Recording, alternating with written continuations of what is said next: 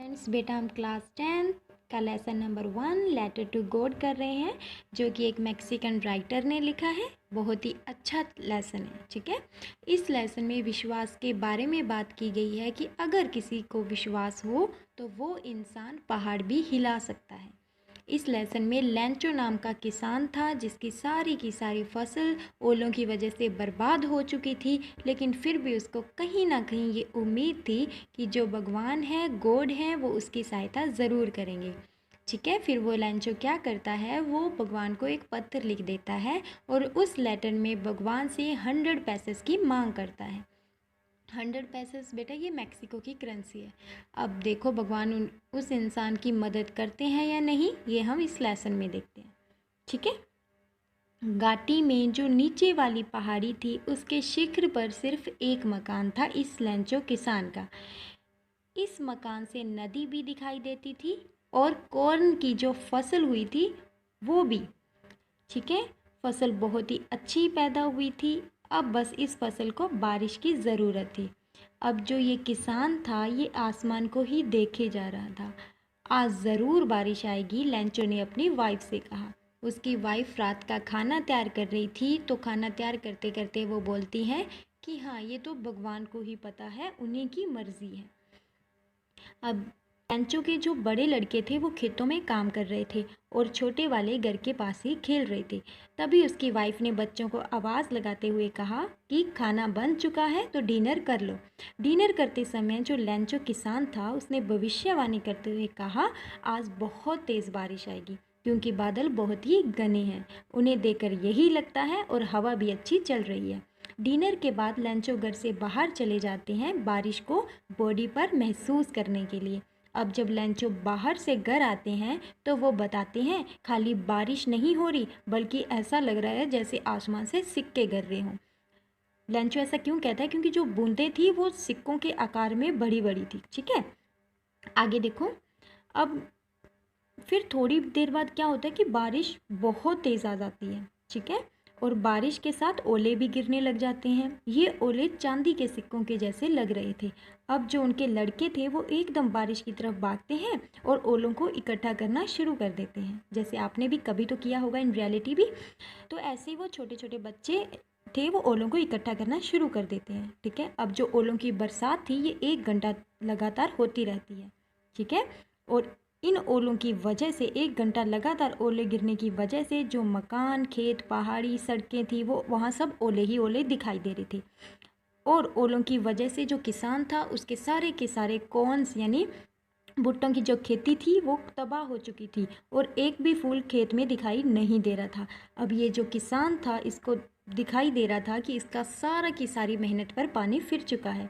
अब ये किसान उदास हो गया था।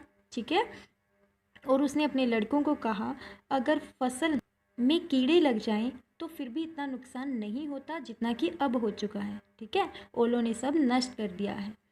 लेकिन फिर भी जो ये लेंचो था, इसे कहीं ना कहीं भगवान पर उम्मीद थी, और उसने थोड़ी देर बाद अपने बच्चों से कहा कि बेटा परेशान मत हो, बिल्कुल भी दुखी मत हो, क्योंकि जो भगवान है ये किसी को भूखा नहीं रहने देता। ठीक है, फिर लेंचो पूरी रात सोचता रहा, भगवान तो सब जानता है, भगवान को तो हर बात पता है, तो उसे यह भी पता होगा कि जो मेरी फसल है वो नष्ट हो चुकी है और मेरे पास खाने के लिए अब कुछ भी नहीं है।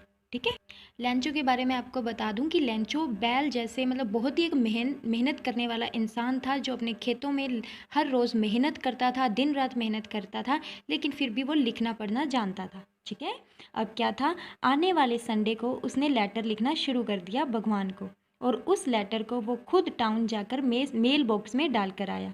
ठीक है, और उस लेटर में लेंचो ने क्या लिखा था, उसने लिखा था कि हे भगवान, आप मेरे और मेरे परिवार की मदद करें, नहीं तो हम भूखे रह जाएंगे। मुझे 100 पैसे की ज़रूरत है ताकि खेती फिर से शुरू कर सकूं और फसल तैयार हो सके और मैं अपने परिवार का पेट पाल सकूं। ठीक है, जैसे ये लेंचो अपना मेल बॉक्स में अपना ये लेटर डाल आता है, तो पोस्ट ऑफिस में जितने एम्प्लॉय काम करते थे उनमें से एक पोस्टमैन भी था, और वो पोस्टमैन मेल बॉक्स से लेटर निकालते ही अपने बॉस के पास ले गया और सभी ज़ोर ज़ोर से हंसने लगे।